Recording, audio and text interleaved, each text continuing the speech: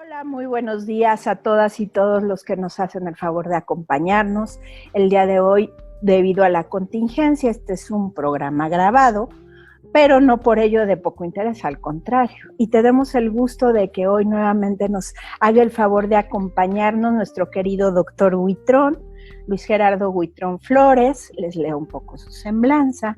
Doctor en Historia del Arte, maestro en Historia del Arte con orientación en estudios curatoriales, licenciado en Historia y técnico en Restauración por la Universidad Nacional Autónoma de México. Actualmente concluyó una segunda maestría en estudios judaicos dentro de la Universidad Hebraica. Es el autor del libro Una catedral bajo tierra. Es creador, director y actor del primer espectáculo de comedia histórica en México, Las Meninas. Ha trabajado en la restauración y la conservación de la pintura mural de la primera catedral de la Ciudad de México en el 2005, en la valoración del Acta de Independencia del Imperio Mexicano en el Archivo General de la Nación 2008-2009 y en proyectos de restauración y curaduría como Murano, El Camino del Vidrio, El Esplendor de la Plata y Tradiciones Cerámicas dentro del Museo Franz Mayer en 2006 y 2007. Es profesor de Historia, Iconografía, Arte Religioso e Historia del Arte en el Centro de Conservación de la Ciudad de México, en el Taller de Restauración de la Ciudad de México, en la Universidad La Salle, Casalam y en la Universidad Hebraica. Entonces, sin más, bueno, ya saben, es fantástico y te agradecemos mucho, Luisito, que a la distancia estemos cercanamente platicando de un tema más que tenga que ver con la discriminación y en este caso un tema super ad hoc porque precisamente estamos viviendo pandemias, ¿no? Y todo lo que estas generan. Entonces le pedí a Luis que si podíamos hablar de historia de las pandemias o qué ha pasado en diferentes pandemias. Entonces ahora sí que todo tuyo el micrófono, mi querido Luis. Ay, muchísimas gracias, mi querida Miroslava, por invitarme y también a tu maravilloso auditorio, que siempre me hace muy feliz estar con ustedes. Y como bien dices, un poquito a la distancia, pero estamos juntos y eso es lo importante, ¿no? Claro. Así que vamos justamente a hablar de las pandemias. Bueno, las pandemias, las epidemias han sido una parte importantísima en la historia de la humanidad y no lo habíamos visto, ¿no? Simplemente porque no nos había tocado una tan grave como ahorita, pero realmente han estado siempre en todo momento de la historia de la humanidad e incluso han sido fenómenos históricos que han obligado a hacer que la población cambie sus costumbres, sus ritos, sus usos y que mejore, de hecho, su vida. Eso pasó mucho en la época del medioevo, cuando las pandemias azotaron toda Europa y eventualmente hizo que reconocer a las poblaciones, especialmente a las poblaciones cristianas, ahorita vamos a hablar un poquito de eso, de cómo era muy malo el sistema en el que vivían y la poca higiene que tenían. Y entonces eso los hizo transformar un montón de cosas para poder mejorar en ese sentido como sociedad y ayudó en ese sentido, ¿no? Entonces se me hace muy interesante. Todo el mundo conoce la peste bubónica, ¿no? Que es la peste más grande, la peste más importante y me encantaría empezar como a hablar de ella, ¿no? La peste bubónica fue una epidemia que se desarrolló entre los siglos XIII y XV, incluso algunos hasta el XVI, o sea, imagínate, 3 siglos de epidemia, 3 siglos de epidemia. O sea, ¿Es la que también le llamaban peste negra? Así es, se llamaba también peste negra por la razón de que la gente vomitaba sangre ya negra, de color negra, y eso se empezó a llamar la muerte negra, la peste negra, y también se llamaba peste bubónica porque en la zona de los ganglios se inflamaban los ganglios y salían bubones o bolas, y una vez que te salían los bubones, pues era muy rápido el proceso de muerte, en menos de 15 días, pero la mortandad fue de 2/3 partes de la población de toda Europa. O sea, es impresionante ver que la mortandad no era el 4% como el COVID o las otras epidemias que hemos visto, sino que realmente eran 2/3 de la población. O sea, es importantísimo ver esto, ¿no? Y además, lo peor, o bueno, sí, creo que lo peor de toda esta epidemia era que aparecía en periodos de 5 a 15 años. O sea, llegaba, se desarrollaba, ¿sí? Y de pronto desaparecía ¿ok? Entre 5 y 15 años y volvía otra vez otro brote. Entonces, platicando con unos amigos hace el fin de semana también vía distancia, les decía, es impresionante ver cómo esta gente durante 300 años vivió en el concepto de la enfermedad. Siempre estuvo en la enfermedad, nunca conoció la cuestión de la salud, ¿no? Y se desarrollaron actitudes, ritos sociales como los que hoy tenemos, por ejemplo, de decir salud cuando alguien estornuda.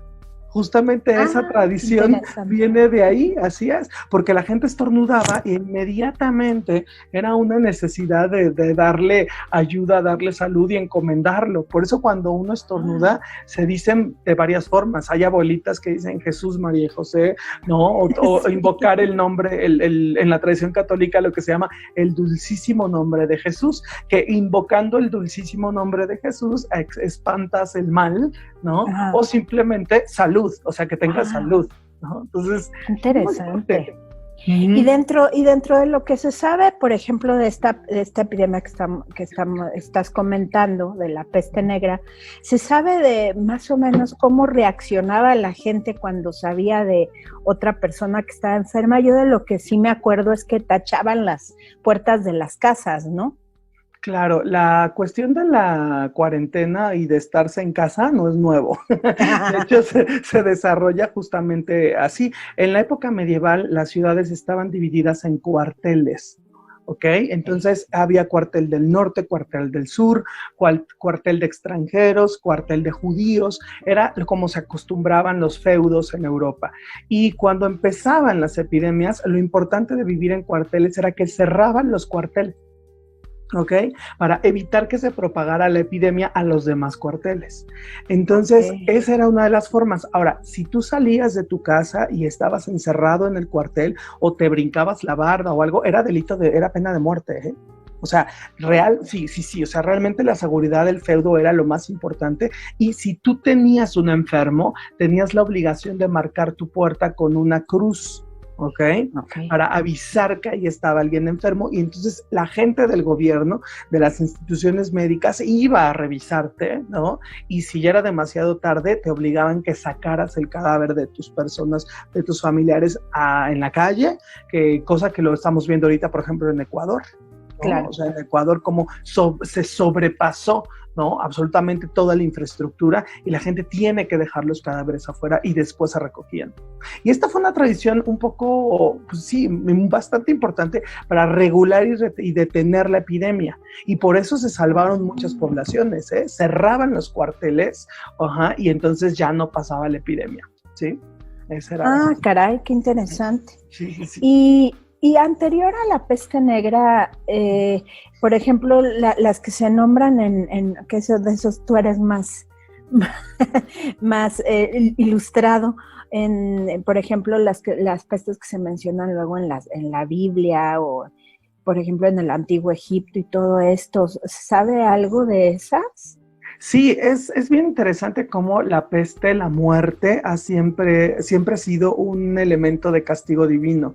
En la tradición judeocristiana, las pestes son enviadas por Dios. ¿Ok? Si nos vamos desde el aspecto bíblico, las pestes o destrucciones más importantes, que fue, por ejemplo, la inundación del mundo con Noé, ¿no? La mandó Dios. La destrucción de Sodoma y Gomorra la mandó Dios. Entonces, dentro del aspecto bíblico son castigos divinos. Y el lugar donde va a ocupar más importancia el relato de la peste es en el Éxodo, cuando Moisés le pide al faraón que deje salir al pueblo israelita, que lo tiene metido en Egipto como esclavos, y entonces la negativa del faraón no es importantísima, no cambia de estado para nada, y entonces Moisés empieza una batalla de Dios contra el faraón, y empiezan a salir un montón de pestes, que son las 10 plagas de Egipto, entre las que se encuentran los tábanos o moscas, las úlceras, que se parecería a la peste bubónica en ese sentido, la muerte de los animales de granja, y irá desembocando hasta la última de las últimas, que es la muerte de los primogénitos, ¿no? De Egipto. Entonces, sí, el factor de peste ha sido siempre un elemento en el arte, por ejemplo, te lo puedo decir así súper claro, muy interesante porque el factor de la peste se ha metido dentro de la iconografía como Dios mandando flechas. Ajá. Hay cuadros bien interesantes, te los puedo pasar, sí. de Dios mandando flechas desde las nubes, ¿no? A los pueblos y la gente cayéndose enferma. De hecho, de ahí va a salir también la idea del jinete del apocalipsis, que es la peste.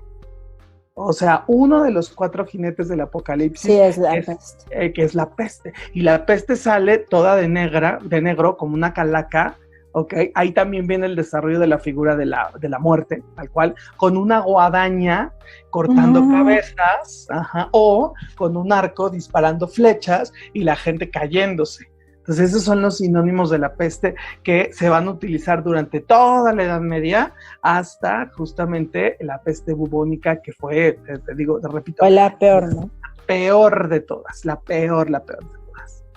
De hecho, yo me acuerdo mucho de pequeña que en Viena hay un como monumento precisamente en remembranza a todas las personas que fallecieron con la peste negra. Sí, que ahorita no recuerdo exactamente cuál es, pero está en el centro y es muy visitado por los turistas, porque sí fue todo un acontecimiento la peste negra. Pero además también habría que recordar que en la época de la Edad Media y en esos siglos, pues no se acostumbraba a la gente a lavarse con agua y con jabón, ¿no? Que también eso como que llegó a cambiar mucho los temas de salud más adelante, o sea, siglos más adelante, pero no se acostumbraban, si acaso se metían al río, a los únicos que bañaban eran a los reyes, ¿no? Y eso a veces, y ahí vienen los perfumes. Exacto. Sí, es muy interesante lo que dices porque, por ejemplo, el baño en la antigüedad cristiana, en la Edad Media cristiana, el baño era considerado para los enfermos, ¿ok? O sea, solo se bañaba el que estaba enfermo y los ancianos y nada más. Entonces, de pronto te encuentras con una sociedad cristiana que tiene miedo al desnudo, por toda la cuestión del decoro y de la religión. Entonces es gente que se llena de trapos, ¿no? Y que va por la vida sin quitarse un trapo. O sea, no tenían la conciencia de hoy por hoy, lo que entendemos como baño, higiene, cambio de ropa. No existía nada de eso, absolutamente nada, ¿no? Y de pronto son esas las poblaciones que primero caen, y caen como moscas. O sea, el hecho de decir que 2/3 partes de la población europea fallecen durante 300 años es impresionante. Imagínate la recesión económica. Esa sí fue una recesión económica bastante dura, ¿no? Ahora, ¿quiénes se salvaban? Y lo digo con lo que acabas de decir inmediatamente, lo que acabas de decir hace poquito, ¿no? Las personas que se lavaban las manos. Dentro de los feudos existían cuarteles, como te lo he dicho, y uno de los cuarteles era tradición meter a los judíos dentro de esos cuarteles, ¿ok? Porque los judíos no tenían la calidad de personas, entonces eran ciudadanos de segunda categoría, entonces estaban allá.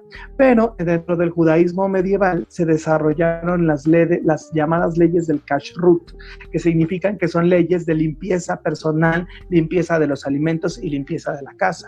Son leyes súper puntuales que hoy por hoy son las leyes de lavarse las manos 3 veces al día, antes de comer, después de ir al baño. O sea, todas estas cosas se establecieron en la Edad Media. Y en las poblaciones judías sí tenían la necesidad religiosa de por lo menos una vez a la semana irse a bañar al río, ¿ok?